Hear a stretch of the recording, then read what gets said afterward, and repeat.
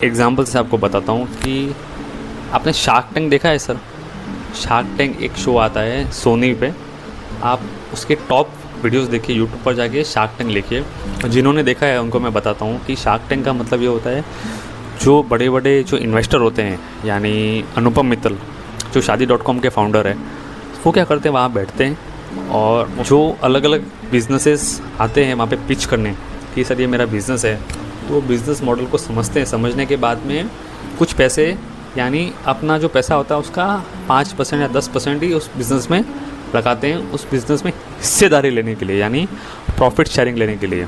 अब मुझे एक बात बताइए, आज के टाइम में कौन नहीं चाहता कि हमें भी हिस्सेदारी मिले, यानी प्रॉफिट शेयरिंग, क्योंकि it's very hard to own a business. हमें किसी भी बिज़नेस में हिस्सेदारी मिलना बहुत ज़्यादा मुश्किल है ऑफलाइन बाहर, लेकिन ऑनलाइन ये बहुत इजी है। यानी आपको रिलायंस में हिस्सेदारी चाहिए तो आप क्या करोगे, रिलायंस का शेयर खरीद सकते हो। आपको कोई हिस्सेदारी चाहिए तो आप उस कंपनी का शेयर ले सकते हो, राइट।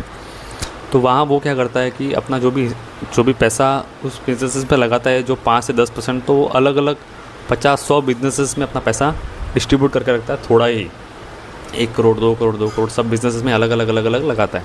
यही काम म्यूचुअल फंड भी करता है। फ़र्क सिर्फ इतना है कि शार्क टैंक में अनुपम मित्तल अपना पैसा, खुद का पैसा इन्वेस्ट करते हैं, और म्यूचुअल फंड में हम और हमारी तरह करोड़ों इन्वेस्टर अपना जो महीने का जो भी SIP होती है, 2,000, 5,000, 10,000, 15,000, 20,000, 50,000, तो हर महीने वो जो पैसा होता है वो हम फंड मैनेजर को देते हैं, यानी HDFC, AMC या एग्जाम्पल मान लीजिए उसको हम देते हैं। तो वो फंड मैनेजर अलग अलग 100, 200, 300 कंपनीज़ में इन्वेस्ट करते हैं। कौन सी? जैसे कि बैंकिंग हो गया, यानी जो बैंक में आपका अकाउंट है, IT यानी जो एप्लीकेशंस आप यूज़ करते हो, टाइप से FMCG दाल दही साबुन टूथब्रश, FMCG सेक्टर में आता है, बिस्किट्स। तो इस टाइप की जो कंपनीज होती है, एक में नहीं है, मल्टीपल बिजनेसेस में वो लगाते हैं। वो भी कौन सी?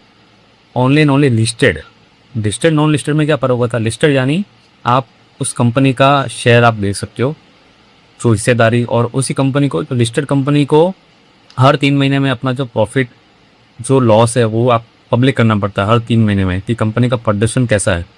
जो शार्क टैंक में आते हैं वो अनलिस्टेड है, वो अभी तक लिस्टेड नहीं हुई है, वो अपने लेवल पे ही बिजनेसेस कर रहे हैं। अनलिस्टेड मतलब समझो कि आपका जो किराने वाला वो अनलिस्टेड है, और लिस्टेड यानी ब्रिटानिया वो लिस्टेड है। इस तरीके से ब्रिटानिया का प्रॉफिट हम हर 3 महीने में देख सकते हैं। वो जो लिस्टेड होते हैं उन्हीं में ही म्यूचुअल फंड इन्वेस्ट करता है, इसलिए बहुत ज़्यादा सेफ हो जाता है, क्योंकि हर 3 महीने में फंड मैनेजर को पता होता है कि किसका पोजीशन ख़राब हो रहा है, किसमें से निकलना है। यानी आपके एक